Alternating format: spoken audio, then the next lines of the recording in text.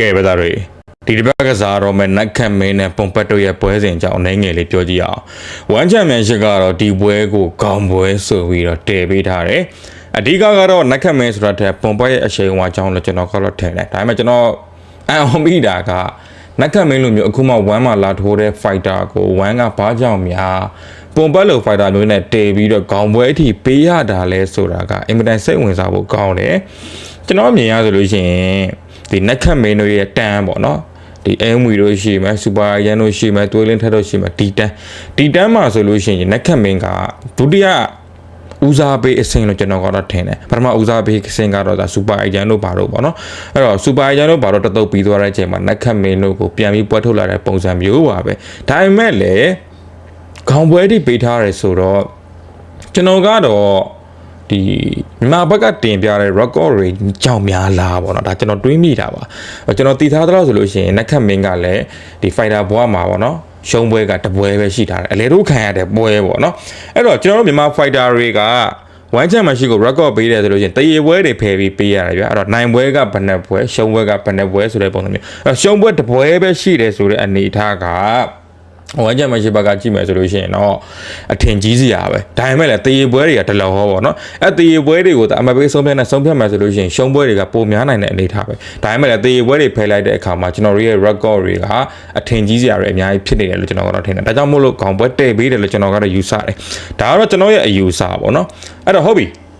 ခေါင်းပွဲထိုးရမယ်ပုံပတ်နဲ့နက်ခတ်မင်းတို့ရဲ့လက်ရည်ကဘယ်လိုနေထားလဲပြောကြည့်ရအောင်ပုံပတ်ကတော့ဝမ်းမှာကြားလာနေပြီ1 Friday fight တွေစပြီးတေကတဲ့ကိုသူထိုးနေတာပေါ့နော်အခုဆိုလို့ရှိရင်2023ကစရင်3နှစ်တကြော်လောက်ထိကိုရှိသွားပြီဗျအဲ့တော့ one championship ဘာတော်ဝနေပြီလို့ကျွန်တော်တို့ပြောလို့ရတယ် experience ကလည်းအစုံပဲနိုင်ငံသားပေါင်းစုံနဲ့ထိုးဦးတယ် Thai fighter တွေထဲမှာဆိုလည်းပုံဘက်ကတကယ်ကောင်းပေးဆိုတဲ့ကောင်တွေနဲ့ဖြုတ်ထားတာပုံစံမျိုးစုံကောင်တွေနဲ့ကျုံမှုတယ်ဗျာသိလားဆူရီယန်လက်နဲ့ဆိုနှစ်ပွဲကျုံမှုတယ်တပွဲနိုင်တယ်တပွဲရှုံးတယ်အဲဆူရီယန်လက်ကိုရှုံးပြီးနောက်ပွဲကလေးကပုံဘက်ကအဲ့ဒီအရင်ထိုးခဲ့တဲ့ပွဲတွေအားလုံးတပိုကောင်းတဲ့ဖောင်ကိုရသွားတယ်နော်မာကုံတင်လိုက်တာကြောင့်လည်းကျွန်တော်ထင်တယ်မာကုံပေါ့နော်ဒီပုံပတ်ကအဲ့ဒီဆူရီယန်လက်ကိုရှုံးခဲ့တဲ့ပွဲမှာဆိုလို့ရှိရင်သူ့ရဲ့မာကုံကြောင့်သူရှုံးတာဆူရီယန်လက်ရဲ့လက်တစ်ချက်ထိပြီးတော့သူတစ်ချက်နဲ့မှောက်သွားတယ်ပေါ့နော်အဲ့ဒီနောက်ပိုင်းမှာသူမာကုံကိုတင်လာတဲ့အခါမှာသူ့ရဲ့ကစားပုံကတော်တော်ကြီးကိုကောင်းလာပြီးတော့တစ်ဖက်ကထိုးချက်တွေကိုတော်တော်လေးကိုခံနိုင်တာတော့တွေ့ရတယ်မာကုံတော်တော်မြင့်တယ်ပေါ့နော်အဲ့တော့ငကိုတဲကထိုးလုံးထိုးပါကောင်းပြီးသားလက်သီးကောင်းပြီးသား fighter အဲ့ဒီ fighter ကိုဒါကြောက်အတောင်မှတက်ပေးသလိုက်တော့ဖြစ်သွားတယ်ဂရီဂေါတုံးလိုဖိုင်တာမျိုးကိုလည်းသူအလဲထိုးထားတယ်ပြီးတော့ယောလက်ပတ်လိုဖိုင်တာမျိုးကိုလည်းတူရင်ကိုရင်ကြိတ်ထားတယ်နှစ်ပွဲကစားတယ်ဗျာပထမပွဲတော့သူအမှတ်နဲ့ရှုံးတယ်ပေါ့နော်ဒါပေမဲ့လည်းအဲ့ဒီပွဲမှာလည်းသူပဲတာတာပြန်တယ်တော့လည်းသူပဲနိုင်တယ်အဲ့တော့ယောလက်ပတ်လိုမျိုးမာကုံအားပြုပြီးကစားတဲ့ဖိုင်တာကိုလည်းကောင်းချင်းဆိုင်ပြီးကျုံးမှုတယ်နောက်ဆုံးပွဲမှာဆိုလို့ရှိရင်ကြောက်စီဝိုင်းလိုကောင်မျိုးကိုအလဲပါဒိုင်ပွဲရက်နေပေါ့နော်နိုင်ထားတာဆိုတာပုံပတ်ရဲ့စားကမသေးဘူးဒါအပြင် experience ကလည်းအတော်ကြီးကိုမြင့်တယ်လို့ပြောလို့ရတယ်အသက်အရွယ်ကလည်း26 29 28အဲ့ဒီဝင်းကျင်မှာဆိုတော့ဒါအရွယ်ကောင်းပေါ့နော်အရွယ်ကောင်းလို့လည်းကျွန်တော်တို့ကပြောလို့ရတယ်အဲ့တော့ဒါကတော့ပုံပတ်ရဲ့အကြောင်းကိုကျွန်တော်အသေးစိတ်လေးပြပေးတာပါဒီဘက်ကနက်ခတ်မင်းကတော့ဝမ်းမှာတစ်ခါမှတော့မထိုးဘူးမွေထိုင်းပြိုင်ပွဲတွေမှာထိုးဘူးလားမထိုးဘူးလားလဲကျွန်တော်တိတ်တော့မသိဘူးပေါ့နော်အဲ့တော့ထိုးဘူးလေဆိုရင်တော့မှပဲ experience ကနည်းနေလိမ့်မယ်လို့ကျွန်တော်ကတော့ထင်တယ်သူ့ရဲ့ပွဲတွေကြီးပဲပုံရဆိုလို့ရှိရင်နက်ခတ်မင်းကစောပိုင်းခြေတွေမှာဆိုအေးစစ်စစ်လေးနဲ့ပဲကစားတယ် local လေးတွေနဲ့စတယ်ဒီ push kick လေးတွေသုံးတယ်အဲ့ဒီ hack kick လေးတွေလည်းသူသုံးနိုင်တယ်ဘယ်အောင်ညအောင်ကန်နိုင်တယ်ဒါပေမဲ့လည်း power ဘိုင်းမှာတော့တစ်ဖက်က Thai fighter တွေနဲ့ရှင်မယ်ဆိုလို့ရှိရင်တော့နည်းနေမှာတော့အမှန်ပဲအဲ့တော့လက်သီးကိုပဲအဓိကပြောရမှာပေါ့နော်ကျွန်တော် UF fighter တွေရဲ့အားသာချက်ကလည်းလက်သီးဆိုတော့ဒီလက်သီးပိုင်းမှာဆိုလို့ရှိရင်နက်ခတ်မင်းကကောင်တာလက်သီးတိတ်မထွက်ဘူးတိတ်မထွက်ဘူးဆိုတာတည်းဟိုမရှိသလောက်ရှားတယ်လို့အောင်ပြောရမလားမသိဘူးပေါ့နော်ဒါဘက်ကတိုက်စစ်စင်တဲ့ခါမှာဆိုလို့ရှိရင်သူနောက်ကိုဆက်သွားမယ်ခက်ကာသွားမယ်အဆင်းနေပြီးသွားတယ်ကောင်တာတိတ်ပြီးမထွက်ဘူးပေါ့နော်ဟုတ်ပြီအဲ့တော့တိုက်စစ်စင်တဲ့ခါမှာဆိုရင်ရောဘယ်လိုဆင်လဲစီစီပဲမှဆင်နိုင်လားဆိုတော့အဲ့လိုလည်းမဟုတ်ပြန်တိုက်စစ်စင်တဲ့အခါမှာဆိုလို့ရှိရင်သူကတွဲလုံးကိုပဲအဓိကထားပြီးတော့ကစားတယ်တန်ဖိုးအနေအမြင့်နဲ့ကစားတယ်နော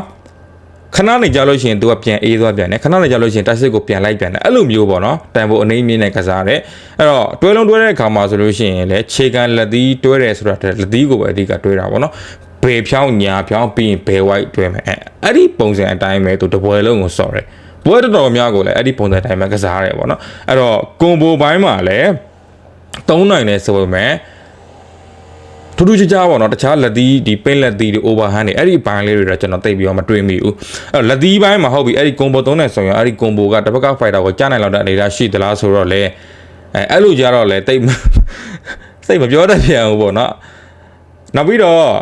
တိကျမှုပေါ့နော်တိကျမှုဘိုင်းမှာဆိုလို့ရှိရင်လည်းနည်းနေတယ်အဲ့တော့လက်သီးဘိုင်းမှာလည်းအရင်အားကောင်းတဲ့ fighter လို့တော့ကျွန်တော်ကတော့မမြင်မိပြန်ဘူးဒါကကျွန်တော်ပုံမှန်လင်းလင်းသူ့ရဲ့ပွဲတွေကိုကြည့်ပြီးကျွန်တော်မြင်ရတဲ့အချက်တွေကိုပြပေးတာပါအဲ့တော့တစ်ဖက်ကပွန်ပတ်သက်စာမယ်ဆိုလို့ရှိရင်နက်ခတ်မင်းကအားလက်ချက်တွေများနေတာတော့အမှန်ပဲဗျ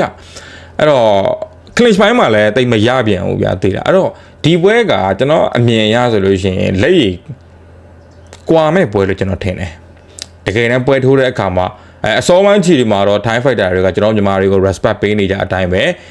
ပုံဘက်ကအရန်ဝင်မှာတော့မဟုတ်ဘူးသူရဲ့ signature အတိုင်းပဲ cap kill လေးတွေကန်ပြီးတော့ကစားလိုက်မယ်ဒါပေမဲ့ပွဲချိန်ကြာလာတဲ့နဲ့အမြတ်နက်ခတ်မင်းရဲ့အခြေအနေပေါ်မူတည်ပြီးသူ live ဖိလိုက်မယ်ကျင်းသေးတာကတော့ပုံဘက်က live ဖိကိုဖိလိုက်မယ်အဲ့တော့ live ဖိတဲ့အချိန်မှာကိုရီဘက်ကကောင်တာလက်သီးနဲ့ပွန်ဘက်ကိုတစ်ချက်တည်းနဲ့မှောက်အောင်ထိုးနိုင်မလားဆိုတဲ့အချက်ပဲကျွန်တော်တို့စောင့်ကြည့်ရမှာတခြားအပိုင်းတွေကတိတ်ပြီးရှင်းနိုင်မဲ့ပုံမပေါ်ဘူးဗျာသိလားဟိုပြောမှဆိုလို့ရှိရင်ဗျာကျူတီလက်ချက်တစ်ခုံကိုကျွန်တော်ကစောင့်ရပုံစံမျိုးကန်ကောင်းတဲ့ lucky punch ကိုပဲစောင့်ရတဲ့ပုံစံမျိုးရှိတယ်ကစားပုံအရာကစားပေါက်အရာစစ်စစ်ပမှန်ထိုးနိုင်မှုအရာဆိုလို့ရှိရင်တော့ပွန်ဘက်ကပဲအလေးတာနေလေဦးမယ်လို့ကျွန်တော်ကတော့ထင်တယ်အကယ်၍